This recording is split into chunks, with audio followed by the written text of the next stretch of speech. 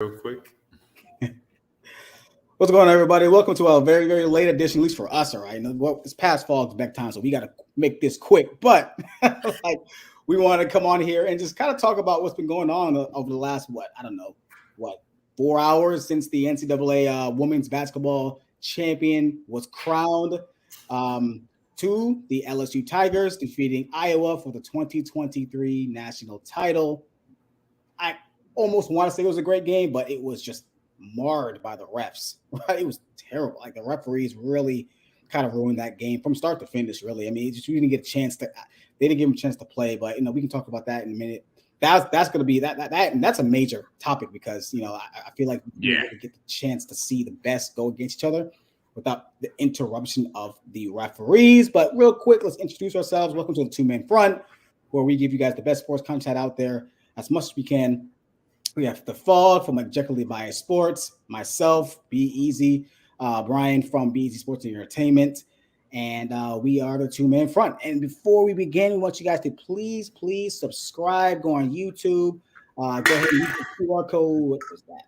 Anyways, go ahead and use this QR code, and please subscribe to us, man. We are going to be putting out more content on the daily, hopefully, and as much as we can. Subscribe, hit that bell icon, and be notified when we upload to our page. Please subscribe. Also, please don't forget when we post this, leave your comments. We want to hear what you guys think. We value your opinion. Right? Fog sometimes doesn't. I do. Fog says I just kidding. The last show you said you wanted names and numbers. You're gonna call them like a mental institution, something like that. Like I don't know what you said. No, rehab program for saying Cam Newton was a Hall of Famer. Different story. Right. And we'll post that episode in a bit. But we want to talk about this, man. We want to talk about kind of the fallout of what happened, right, after the game, right? Between LSU and Iowa, mainly between their two stars, Angela Reese of LSU, and then obviously the tremendous and just unbelievable generational player of Catlin Clark. Now, obviously, the story here is that Angela Reese, pretty much gave Catlin Clark kind of a piece of her own medicine, right? Kind of gave her the "you can't see me" sign, as you can see here. Mm-hmm. Gave her the ring. And I'm gonna see if I can play this real quick.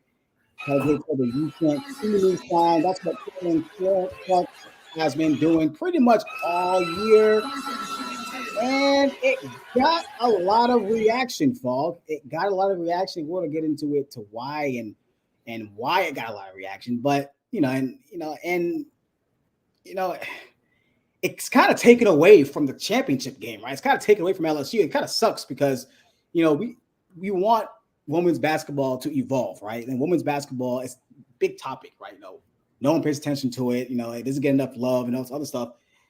And it's getting love now, but kind of for all the wrong reasons. But Catlin Clark's probably a big reason of that. Angela Reese is a big reason of that. They're great players, but right now it's getting talked about because of this gesture by Angela Reese to Catlin Clark. So, Fall, just give us your thoughts on what's going on out there in the Twitterverse of people really having their own opinion on just this whole situation when it comes to Angela Reese versus Catlin Clark. What's going on there, man? What do you think? Well, look, people will address the elephant in the room. Race is a big factor here. The fact that there's a white player who is being celebrated, who again, she just broke Cheryl Swoop's NCAA scoring record. Let that sink in. So the fact that there's this white player that's being celebrated that is now having a black athlete do something to them, and she has become a beloved figure, well, now it's a problem. And I want to say it's a problem just because of the race issue, because we do this in sports all the time. where we have people who are players who are beloved. Oh, we love this person. And the minute they do something they can't do no wrong, the double standard kicks in. All of a sudden, someone does something to them that they've been doing. The arms are up in air. Everybody is upset. And I don't think it's fair that the critique is happening. I don't think it's fair that that this incident is taken away from essentially what was a just incredible March Madness, especially for the women's bracket. I think this is social media. This is sports media. This is sports media sensationalism and trying to make something out of nothing. Because outside of talking sports, it seems like sports media has become nothing more than the TMZ or your what the hell are those stupid magazines and newspapers that come out that are just gossip magazine. It seems like sports media is becoming more about gossip because that's what 80% of the stupid society we live in is gravitating towards instead of being about sports at the end of the day. I'm actually disgusted by the fact that we even have to have a conversation about this, taken away from the fact that Angela Reese had a fantastic game, 15 points, 10 rebounds. Catlin Clark went for 30, carried once again this Iowa team to where they were at. And the fact that they could even still remain in the game was predicated on her performance. The fact that we're taken away from these athletes' performance because of this, come on, man. Really? That's what kind of bothers me the most as well. I mean, look, I hate to bring up race and these things, but it is what it is. It's society. It's in our society, right? It's going to always come up. You can't escape it, right? And there is a little bit of a double standard there. There is. Now, people don't want to believe it. People don't want to kind of try to ignore it, but there is. It just is what it is. You have to accept it, in order to kind of understand it and move on, right? But I think what's being lost in all this is this. I don't think it's an issue that two competitive athletes, were talking trash to each other. I don't know what Catlin Clark said to Angela Reese before she made that gesture. I don't know what Catlin Clark was saying during the game. I know what Catlin Clark was doing to every team that she beat this year, especially in the tournament. She was doing that hand gesture. That's fine. That should be okay. I don't know why. I don't think anybody made a big deal of it. But let me just defend Angela Reese real quick, because I remember there was a viral video of her making like a block. She had this really huge block. I couldn't find the video. Maybe I'll find it and post somewhere. She made a great block. I don't know what team she was playing, but I know she made the block with her shoe in her hand, right? And it went super viral because she like stared down the player for like 10 seconds, right? I don't think she got teed up either, right? But like stared down the defender, and that was something we had never seen really in the women's game. It was kind of refreshing because you want a few demonstrative players in the women's game. Now, it makes the game more exciting. It makes it not more exciting, but it gives it more interest, right? She did that, and she received a lot of backlash for that.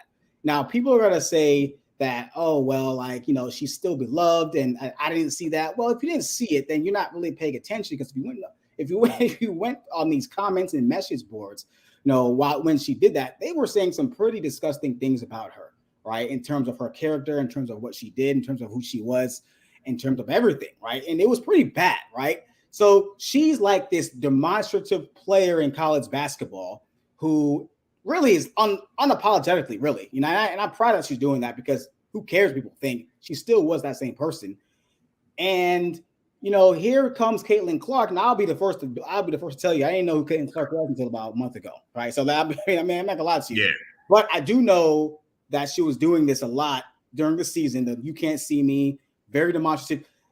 She's and kind of showboating, right? Kind of shimmying as well. There's a lot of that out there, and that's That is okay. I'm not trying to make Catlin Clark be the villain here. It is fine. But the reaction she got for that stuff, that is where the double standard comes from. She wasn't being called names. She wasn't being called out of her name. She wasn't being. That is what the issue was. And she's a marketable player. Like, she's a player. She's outstanding basketball player. Like, she's the best player in the country, probably on men's or women's side, right? So, but the issue is how Angela Reese is being portrayed now and how she was being portrayed after her showboating on that play that I just mentioned back then. That's the issue. That's the double standard that's not being talked about. And here's the quote Angela Reese was pretty much talking about her personality in college basketball. So I'll read it real quick. I'm pretty sure some of you have read it. You know, she says, all year I was critiqued about who I was. I don't fit the narrative. I don't fit in a box y'all want me to be in. I'm too hood. I'm too ghetto. Y'all told me all that all year. But when other people do it, y'all say nothing. Reese said, so this was for the girls that look like me, that's going to speak up when they believe in. It's unapologetically you. That's what I did tonight. It was bigger than me tonight. It's bigger than me. Twitter's going to rage every time, and I'm happy. I feel like I've helped to grow the women's basketball this year. I'm super happy and excited. So I'm looking forward to celebrating the next season. I mean, everything she said was pretty much true. I don't know who she's referring to as y'all. That could be a lot of people. It could be the media. I'm almost positive she's talking about like social media and people in the comments. Yeah. We haven't heard anybody like a media member say any of this stuff. They would be flamed for it, right? I mean, so, but the reaction she got for how she acted on the court towards her opponents versus how Catlin Clark is being reacted to, it's different. It just is. Well, again, and to your point with the block, it happened in the game against Arkansas 2 months ago. Yeah. She did get teed up for it, but when you watch what happened, again, you exaggerated it. It wasn't even 10 seconds. It wasn't even 5 seconds. Her shoe came off. She picked the shoe up. Yeah. And as she was picking the shoe up, the other, the whoever was coming in from Arkansas drives the lane. She jumped up, blocked the shot, and just looked at him like, And that again, the equivalent of her getting teed up for that bullshit is the equivalent of a baseball player hitting a home run and walking, having to get drilled for doing a bat flip. Give me a break already. Yeah. If you can't take trash talking, if you can't take a little bit of competitive in your face, then don't play the sport, number one. And number two, if you can't take it watching it, bro, go watch the Golden Girls. Go get no, you can't watch the Golden Girls. You might get offended. Shit. Go watch Nick at Night. Something like, get out of here with this narrative of, oh my God, she's being offensive no, it's competitive. The competitive nature of the game is what drives people. It's what drives these athletes. We speak unapologetically. We speak unapologetically about Michael Jordan. Jordan was a piece of shit to an extent. But here we are, same group of people, same group of sports media that was covering Michael, that's covering sports now. And there's a hypocritical aspect of it because, the nature of society has changed. Well, I will say this. Dan Le Batard said it best, and I'll roll with him on this. The pussification of society is now entering sports. Yeah, I mean, it's just one of those things where I wish didn't happen because it is taken away from the game. It's taken away from both players, and I will say that Angela Reese really is unapologetic because she did double down and she did actually post the "you can't see me" picture on her Twitter. So she doesn't care. Like, she doesn't care about what we think, and she's gonna keep doing what she's doing, which is good for her because, obviously she's a national champion. At this point, she can do whatever she wants, right? But look, man, like, it's just one of those things where I wish we didn't really. I kind of wish we get to a point where we don't have to make this a big deal in the women's game anymore. Because if this happened in the men's game, like if it happens tomorrow night in the men's national championship game against FAU and San Diego State, right? No, I'm sorry. San Diego State and UConn. No one's gonna talk about that. Like, nobody will talk about that, right? No one will talk about this. Well, let's be honest. None of the players on UConn or San Diego State are players that we'd be talking about in the same way that we're talking about. No, you're right. There's not Angela Reese and Catlin Clark. Yeah, there's no household names in this. Yeah. I honestly cannot name one player from this game tomorrow. So you're absolutely. I'm dead serious. I can't name one player from San Diego State and UConn. I can't name one player. I have to look it up. But you're right about that. I think the players involved in this matter because they're both household names of both superstars in the league or in their sport, and it happened between them, right? So and they've been advertised. That's the biggest thing. They've been advertised. And Catlin Clark has been advertised the most over the last 3 weeks. Oh yeah. Oh my God. Yeah. Like I said, she's marketable, easy to like. Showboat.